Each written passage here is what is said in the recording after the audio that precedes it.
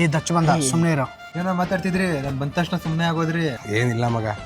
ಸರಿ ಕಣ, ಆಮೇಲೆ ಸಿಗ್ತೀನಿ ಮಗ. ಒಂದು ಟ್ರಿಪ್ ಹೋಗೋಣ ಏನೋ? ಸರಿ ಆಯ್ತು ಹೋಗೋಣ. ಮಗ ಟ್ರಿಪ್ ನಾನೇ ಬರ್ತೀನೋ.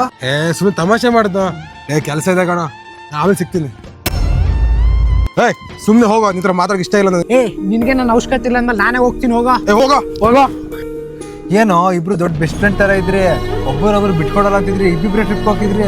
ಯಾಕೆ ಇವಾಗ ನಾಯಿ ತರ ಕಚ್ಚಾಡ್ತಾ ಇದೀರಾ? ಅವ್ನು ಇವಾಗ ಕೂಡ ನನ್ನ ಫ್ರೆಂಡೇ ಕಣ. ಆದ್ರೆ ನನ್ನ ಲೈಫಲ್ಲಿ ಪ್ರತಿಯೊಂದು ವಿಷಯ ಕೂಡ ಅವನ ಹತ್ರ ಶೇರ್ ಮಾಡ್ತಿದ್ದೆ ಕಣ.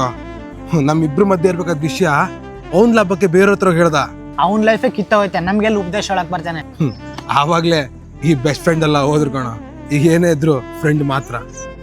ಎಲ್ರು ನಮ್ಮ ಫ್ರೆಂಡ್ಸ್ಗಳೇ, ಆದ್ರೆ ನಮ್ ಒಳಗೊಟ್ಟು ಯಾರಿಗೆ ಗೊತ್ತಿರುತ್ತೋ ಅವನೇ ನಮ್ ಬೆಸ್ಟ್ ಫ್ರೆಂಡ್ ಆಗಿರ್ತಾನೆ.